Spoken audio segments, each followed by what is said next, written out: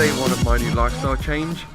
I've not always been mildly overweight. I used to be quite fit. Go back to when I was 16, used to have a washboard stomach. Even when Charlie was born, again, flat stomach. I used to run, I used to train regularly. So I'm not unfamiliar with being fit, but I need to get back into that familiar space. And I'm hoping over the course of these videos that that's exactly what happens.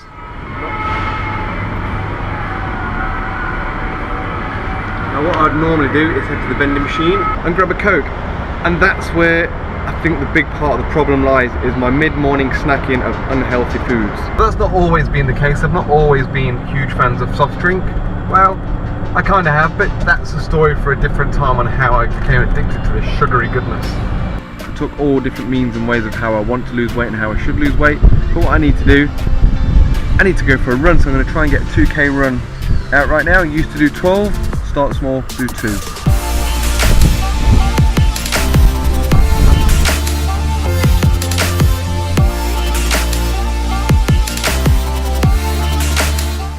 Turnaround point.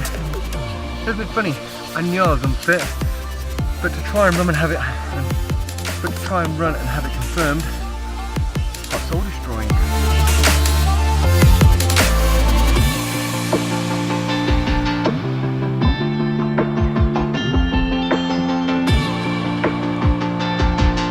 So I got a little carried away. I was aiming to do a 2k run. I actually ran 2k's out, which means now I've got to go back 2k's. I got a little bit over ambitious, which is probably why I feel sick at this very moment. 6:30, day 2. For my short 2.5 to 3k run, whatever it turned out to be yesterday, I didn't measure it. My legs are a little bit achy. See, I'm not used to the exercise. But this is me for the next few hours. I've got lots to do this morning. I'll be back at lunchtime. And I've got quite a specific agenda in mind today. That's the end of my 8 hours.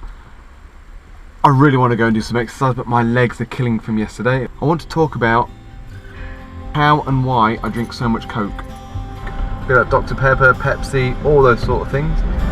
Right, so back in 2008, that was when me and Claire, my now wife, decided to relocate from England to Australia.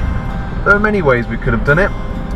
We decided to take some time off work, we had a bit of money in the bank, and we thought, well, we're only going to move to the other side of the world once, why not? Why not get a first class ticket, and we'll fly there, we can sleep on the plane, do all that sort of thing. And then we decided, why not spend that same sort of money and go overland. Now, after arriving in Russia,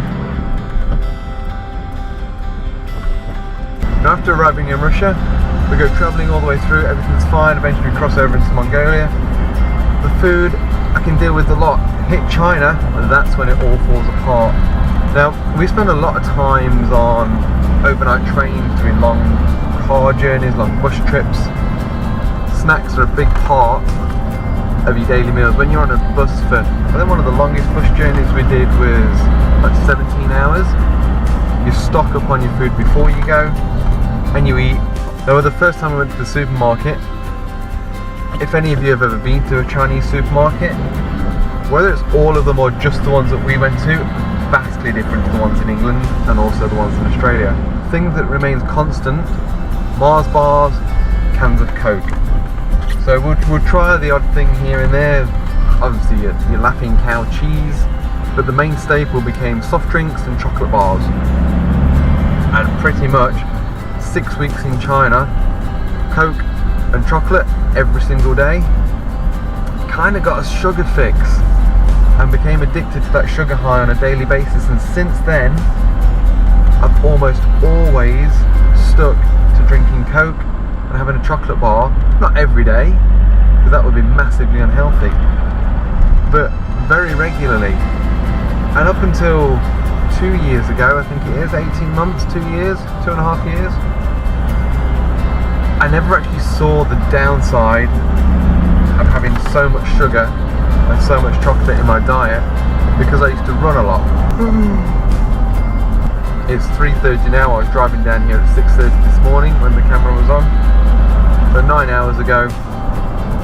Now I want to go and do some exercise tonight, but my legs are a little bit sore.